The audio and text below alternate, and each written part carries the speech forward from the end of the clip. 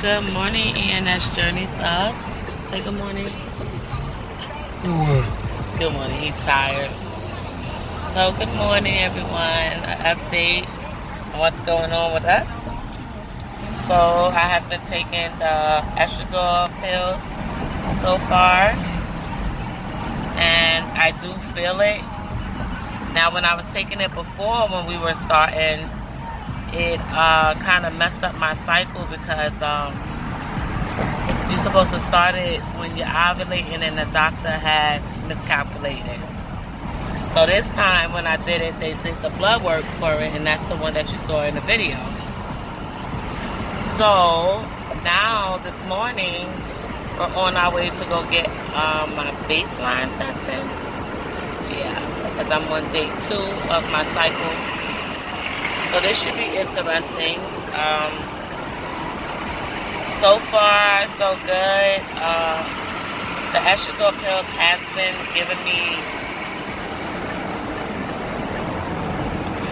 giving me headaches. When I was taking it before, it gave me headaches, and then it kind of eased up. So, I guess it's kind of normal. Anyone give me their opinion on their side effect? But as for me, that's what's been going on. This is like so different for me, and it's like so real at the same time. When I contacted my doctor yesterday to let them know that I was on day 1 of my cycle, it like kind of hit me once they was like, okay, come in tomorrow morning and make sure you're there at certain times so you can get your testing done. And it's like, oh my God, this is really happening. Baby journey. And I feel emotional. I feel happy. A bit worried. But overall, I think I feel good because this is not only what I wanted, but it's a different experience of something that I never experienced before. Especially back last year. Was it last year? Yes, last year, March, I had a laparoscopic procedure done with the cyst. And then the doctor told me, oh, you're not going to be able to have no children. I don't even see it happening. It's a mess in there. I don't even see anything going on. And it had me down. And I got depressed. That boat is moving like really fast. I got so depressed that I shut my husband out because it's like, I finally have my husband and I want to give him a baby and I can't even do it the natural way. And I wasn't even thinking of IVF because I was like, it costs too much money. Not knowing that my insurance will cover it. So if it wasn't for my friend, one of my good friends, I wouldn't have known that, okay, when it's time for me to renew my health insurance with my job, that I can actually get covered for the IVF. So I'm blessed on that. Like I said, I was depressed because I was like, oh my God, this hurt. I already have one child. I know I'm grateful for that because there's some people who can't have no children. And I was so like, oh my God, I finally have a man that loves me, not the one who's abusing me or taking everything from me. I have someone genuine. And I'm like, you didn't sign on for this. You didn't sign on, to not be able to have a baby with your wife. You didn't sign on for this, Is there a chance that you might want to go and have a kid because the doctor said it's not happening? And he was like, no, it's not what the doctor says, it's what God say.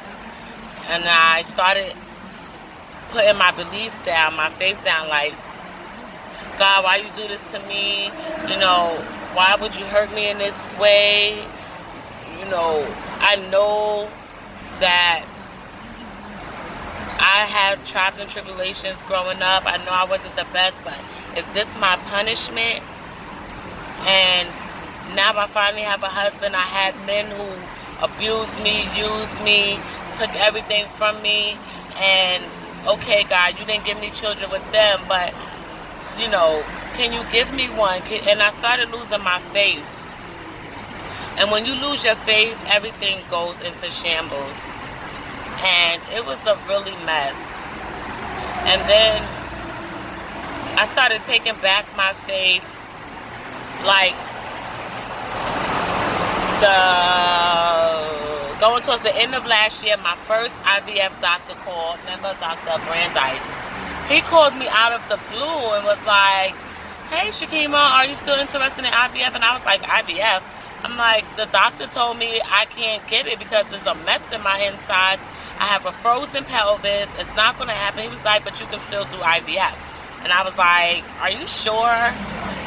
And he was like, yes, you still can. And I was just like, so I started going through that, and I started researching, really doing my homework on frozen pelvis and IVF and IVF success, and started really educating myself on it. And then when I found out, I was like, that's nothing but God. So I started getting my faith back. I mean, I always kept my prayers, but I lost faith. I lost my faith here. No, you can go for 42nd. It'll be too hard, so trying to come back around. 34th Street is going to be worse. Remember, 42nd Street could go up and then go down. So then, I was just like, you know, that ain't nothing but God. You know, the devil tried to make me unhappy. He pushed me away from my husband. I blocked myself from people, you know. And then one of my girlfriends was like, I'll carry a baby for you. You know, I got good eggs. What's going on? I can do this for you. And it's like, it's all good. It's like, it's all good when people offer, and I'm really grateful for that. But it's like, I don't want nobody to feel what I want to feel. Like, I waited a long time, and it's like, thank you for the suggestion. Thank you for wanting to put your uterus on the line for me. But I want to feel my own, you know. It's just something about feeling your own baby inside of you. So, you should have stayed on this lane. And, no, but you should know because we're getting off at 42nd. So, long story short, I thank God that the doctor had called me, but I'm not even going with him because he treated us like a chart number. Like, I missed like 4 or 5 hours of work, right? I took off, rather. Waiting for him to give me my referral for my histopenogram. If y'all know what the histopenogram is, they shoot the dye into your uterus. Very uncomfortable to see if the fluid will come out of the sides of your tube. So my left tube is blocked, the right tube is not. So I didn't get that because he was just taking it forever and forever. So that's what made me come across one of my old friends who I happened to call just to check on her because she was on my mind. And lo and behold, found out that she works for this fertility. Well, she was working for them, and she's about to go back to them too. So that's how we ended up here. And it was like it was meant for me to go through that. It was meant for me to call her, to check on her, just to see how she was doing. Because now I found a good fertility doctor. So, you know, ladies, don't give up. I had to learn, like, don't give up. You know, if it's for you, it'll happen. Even though I didn't get to it's your turn, you'll make a left. Even though I'm not at that stage yet where, you know, the transfers or whatever, I still have faith, and I'm at this part where I didn't think I would get to this part. So I'm thankful for what's going on. The process of getting to this part right now that I'm in today, it was stressful, right? It was really stressful. because we were doing it back in June, April, May, June, and it was just a lot of trials and tribulations. It was just really, really, really a lot. Blood this, blood that. Oh, you got to go back for this. Oh, we can't start this. Oh, this. And it was just like so much. You got to be financially stable. Financially stable, mentally. Your mental has to be there. It's like really a lot of work trying to have a baby. So in my mind, I'm like, I'm prepared for if the IVF works or not. I wasn't prepared for what was to happen before the IVF. So, you know, those ladies that are losing your faith, or the doctors tell you it can't happen or it won't happen, don't believe in them. God has the final say. God is always in control. And, you know, you speak things into the universe. I keep speaking into the universe. I'm going to have a baby. I'm going to have a girl. I just keep saying that. And I know that it's going to work. You know, even if it works the first time or the second time, it's going to work. I told my husband, I think this is the left time. I told my husband that... You got to go straight. You can't turn here. Yeah, you can. I told my husband, like, well, it works now and the pregnancy goes well and I don't have no issues, then I would do it again if it's a boy. If it's a girl, then we straight, we don't gotta do it, that's it. But I also want to get foster children. So even if we have one, I still want to foster child or whatever. If we have two, then I might still want to foster child. There's a lot of children in the system, and I love children. I just love children. So, you know, that goes a lot, you know. Like I said, a lot of women are afraid to talk about it. I was afraid to express it. I know, you see it, right? It's just so full.